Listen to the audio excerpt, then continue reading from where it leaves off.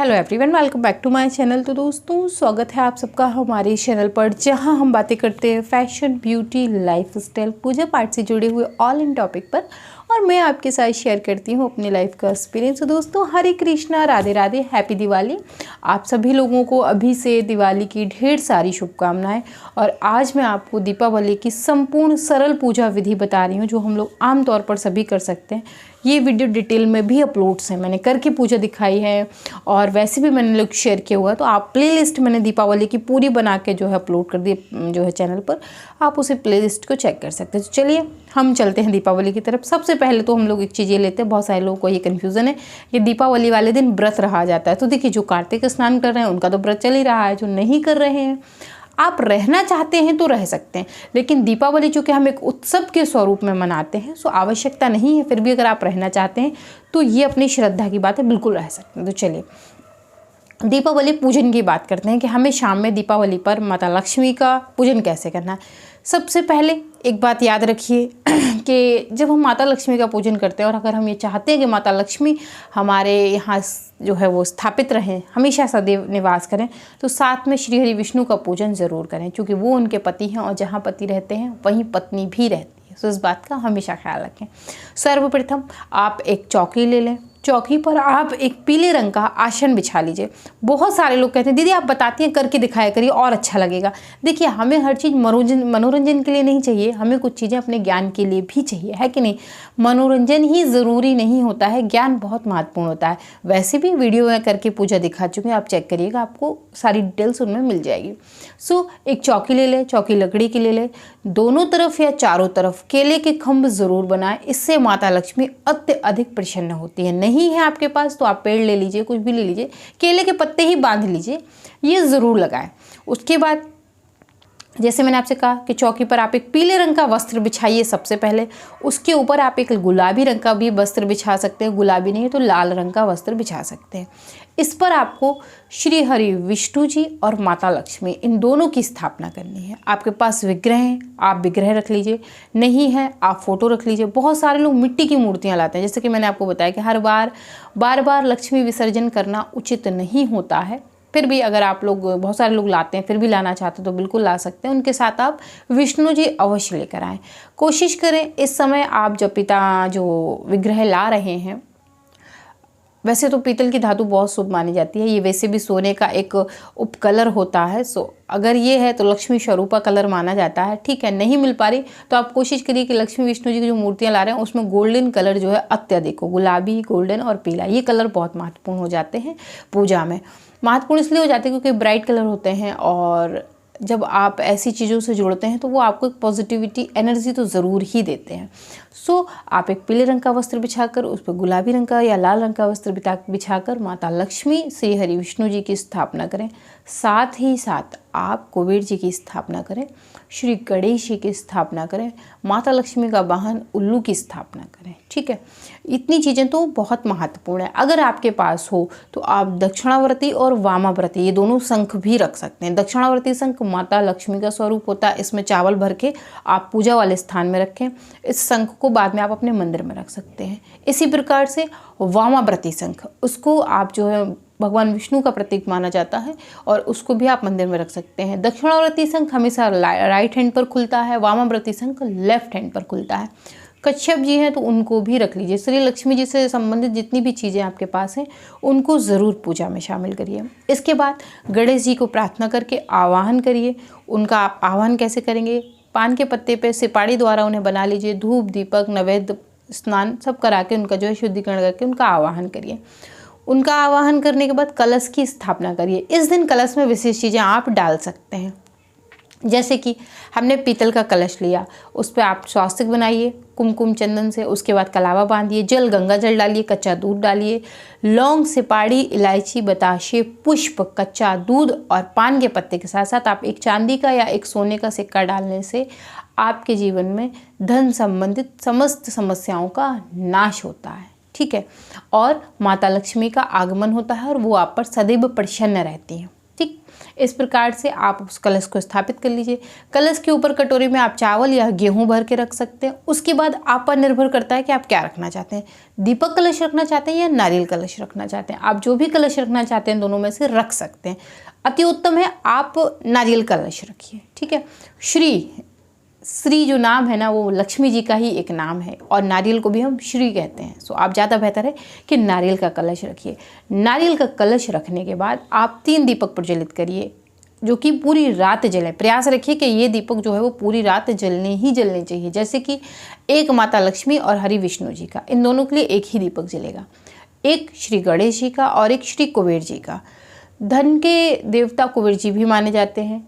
गणेश जी से रिद्धि सिद्धि प्राप्त होती है हमें, और माता लक्ष्मी तो आप सब जानती हैं, बताने की आवश्यकता नहीं है। सो इस प्रकार से इन सब के लिए अखंड दीपक ज़रूर जलाएं। बकाए कि हम अपने मंदिर में 21 दीपक जलाते ही जलाते हैं। 21 दीपक, सभी देवी देवताएं जो है वो 21 दीपक में समाहित होते हैं, इसलिए 21 दीपक ज़रूर जलाएं। आप इस दिन और कुछ विशेष चीज़ों का पूजन करें, जैसे कि कौड़ी, लक्ष्मी कौड़ी का पूजन किया जाता है, हल्की पीले रंग की होती है।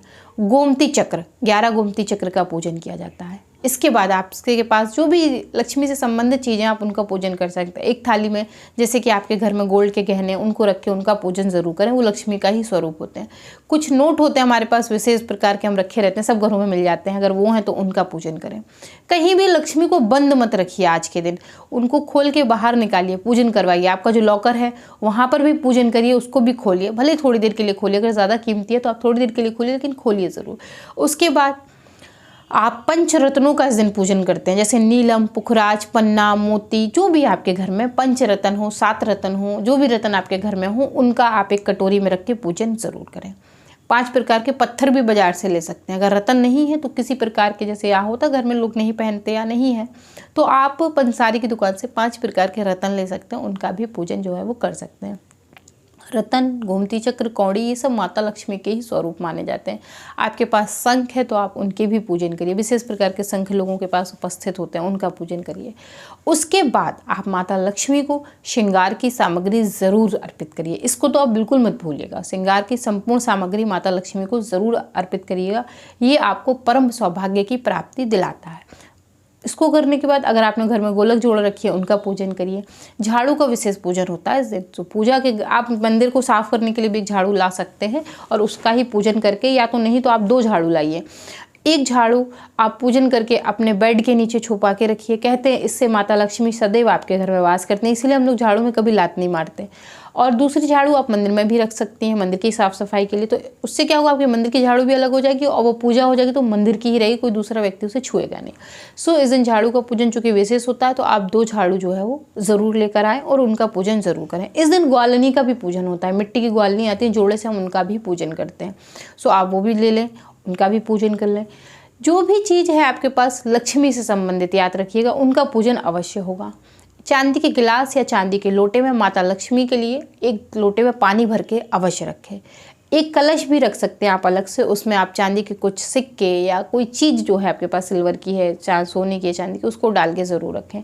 और माँ से हम प्रार्थना करते हुए रखते हैं, माँ इसको पूरा भरना आपकी जिम्मेदारी है, इस प्रकार से। ठीक है, आप एक लोटे में चावल, जैसे हमने शरद पूर्णिमा पे 4 कलश रखे थे अलग अलग चीज़ों से भर के, ऐसे ही आप रखते हैं। जब माता इन सबको देखती हैं तो उन्हें अत्यधिक प्रसन्नता होती है और वो आपके घर में सदैव निवास करती हैं।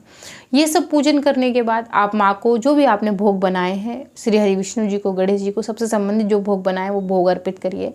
आरती करिए। आरती सबसे पहले आप गणेश जी की करिए, श्री हरि विष्णु जी की करिए और माता लक्ष्मी जी की करिए, प्रणाम करिए। चाहे तो इस दिन एक नारियल फोड़ सकते हैं और छोटा सा हवन भी कर सकते हैं माता लक्ष्मी के नाम से, या आप चाहें तो 11 आहुति माता लक्ष्मी की, 11 श्री हरि विष्णु जी की, 11 गणेश जी की, 11 कुबेर जी की, इस प्रकार से 11-11 आहुति सब लोगों के नाम से दे सकते हैं। इस प्रकार से आप ये छोटा सा हवन भी कर सकते हैं। हवन करने की क्षमता नहीं है, आप होम भी कर सकते हैं। मंदिर के अंदर के दीपक इस दिन घी से जलते हैं, आप चाहे नहीं क्षमता है तो तिल के तेल से भी जला सकते हैं, कोई समस्या नहीं है। उपलब्धता और क्षमता बहुत बड़ी चीज़ होती है। इस दिन रात्रि में पूजा करके आप समस्त लोगों का दान भी निकाल के अलग रख सकते हैं। इस दिन काजल बनाया जाता है कच्चे दीपक से। आपको मार्केट में दीपक वालों के यहाँ मिल जाएंगे। कच्चा दीपक से काजल बनाया जाता है और अगले दिन सुबह ये काजल लगाया जाता है। बहुत शुभ माना जाता है। या आप बना के पूरी साल भर के लिए भी रख सकते हैं, कोई दिक्कत नहीं है। सो दोस्तों, ये बहुत छोटी सी सरल पूजा विधि मैंने आपको बताई जो आप आसानी से कर सकते हैं। अगर आप इस पूजा को और डिटेल में देखना चाहते हैं और डिटेल में करना चाहते हैं, पूर्ण तरीके से करना चाहते हैं, तो वीडियो मैंने अपलोड कर रखी है, आप प्लेलिस्ट में चेक कर लीजिएगा। उस वीडियो को मैं 2-3 वीडियो है, मैं कम्युनिटी टैब में भी शेयर कर दूंगी। तो प्लेलिस्ट तो है ही, आपको दिवाली से संबंधित समस्त प्लेलिस्ट मिल जाएंगी। सो आप उसमें चेक करिएगा। आशा करती हूँ कि वीडियो आपको ज़रूर पसंद आएगी। रंगोली अवश्य बनाइएगा। माता लक्ष्मी इस दिन रंगोली से बहुत प्रसन्न होती है। रात में झूठे बर्तन नहीं छोड़ने हैं। आपने जो चूल्हे पर खाना बनाया उस चूल्हे को गंदा नहीं छोड़ना है। कहीं पर कोई कचरा नहीं फैलाना है। झाड़ू नहीं लगा सकते तो आप कचड़े को समेट के पन्नी में बांध के एक तरफ रख लीजिए। इस दिन गंदगी नहीं फैलानी है, ध्यान रखिएगा। कहते हैं माता लक्ष्मी इस दिन घर घर भ्रमण करती हैं और जब वो आपके घर में इस तरीके के हालात देखती हैं तो वो नाराज़ हो जाती हैं। फिर वहाँ अलक्ष्मी का आवास होता है। इस दिन आप अलक्ष्मी का ही पूजन कर सकते हैं। जैसे कि आपने एक केले के पत्ते पे या पान के पत्ते पे उनका नाम लिख लिया अलक्ष्मी माता, और उनको भी आपने प्रणाम किया कि हे माँ, हमसे भूल चूक हुई तो हमें माफ़ करें और जो है अपनी कृपा दृष्टि से जो है वो हमें बचाएं। इस प्रकार से आप जो भी प्रार्थना उनसे करना चाहते हैं, आप उन्हें अपने घर में कहीं स्थान देना चाहते हैं, बिल्कुल दे सकते हैं। आप अपने जीवन में उन्हें कहीं स्थान देना चाहते हैं, बिल्कुल दे सकते हैं। सो लक्ष्मी माता की ही छोटी बहन या बड़ी बहन, मैं ठीक से याद नहीं आ पा रहा है, मैं समय भूल जा रही हूँ, आलक्ष्मी भी हैं, शायद बड़ी बहन है आलक्ष्मी। तो कहते हैं कि आलक्ष्मी के साथ उन्हें भी प्रणाम कर लेना चाहिए। कहीं उन्हें ऐसा ना लगे कि आप उन्हें जो है प्रणाम नहीं कर रहे हैं, तो आप उनको भी प्रणाम कर सकते हैं माता आलक्ष्मी को, ताकि उनकी कृपा दृष्टि जो है वो उस प्रकार से आपके घर में ना पड़े कि माता लक्ष्मी जो है वो नाराज़ हो जाएं। तो इस प्रकार से आप उनका भी एक छोटा सा पूजन कहीं भी कर सकते हैं, घर में कोई समस्या नहीं है। या आप उनको अंतर्मन में ध्यान कर सकते हैं। सबसे अच्छी चीज़ है कि आप उन्हें अंतर्मन में ध्यान कर सकते हैं, या उनका एक दीपक जला के कहीं भी रख सकते हैं। उससे वो आपके ऊपर कुपित नहीं होंगी, क्रोधित नहीं होंगी। आपके ऊपर उनकी कुपित दृष्टि जो होती है ना, वो नहीं पड़ेगी। तो इस चीज़ से आप बच सकते हैं। तो दोस्तों, इसके बाद आप घर घर में दिए जलाइए, अच्छी अच्छी मिठाइयाँ खाइए, अच्छे अच्छे से त्यौहार मनाइए, सबको अच्छे आशीर्वाद दीजिए। जो आशीर्वाद लेने वाले हैं वो आशीर्वाद दीजिए। किसी के प्रति मन में घृणा या नफ़रत इस तरीके की कोई भावना मत रखिए। पटाखे कम से कम जलाने का प्रयास करिए। अब यही कहा जा सकता है, और क्या कहा जा सकता है, कि कम से कम जलाने का प्रयास करिए। ज़्यादा बेहतर है कि मत ही जलाइए, क्योंकि इससे कोई फ़ायदा तो है नहीं। हम अपने पैसों को ही आग लगा दे रहे हैं, और क्या है। एक पटाखा ला रहे हैं, उसको जला दे रहे हैं, तो अपने पैसे में आग लगाने जैसा ही होता है। सो दोस्तों, कोशिश करके पटाखों से दूर रहिए और आप दीपक जलाइए, रोशनी करिए। मन का दीपक जलाइए, हृदय का दीपक जलाइए, मन की रोशनी करिए, वो ज़्यादा बेहतर है। सो दोस्तों, आशा करते हैं वीडियो को पसंद आई होगी। पसंद आई तो वीडियो को लाइक करें, चैनल को सब्सक्राइब करें, फ्रेंड एंड फैमिली के साथ शेयर करना बिल्कुल मत भूलें। और अगर कोई कमी इस पूजा की विधि में रह गई होगी बताने में, तो आप वीडियो को चेक कर लीजिएगा पुरानी वाली, उनमें मैंने एक एक चीज़ बारीकी से आपके साथ बताई है। और अगर आप लोगों को दिवाली से संबंधित कोई क्वेश्चन है तो मैं उसे कम्युनिटी टैब में एक पोस्ट डालूंगी, आप वहाँ पूछिएगा। मैं कोशिश करके सभी कमेंट के रिप्लाई करूँगी, नहीं होगा तो मैं पूरी वीडियो बना दूँगी। दोस्तों, मैं मिलती हूँ विद न्यू वीडियो, तब तक के लिए हरे कृष्णा, राधे राधे, बाय बाय दोस्तों, बाय बाय।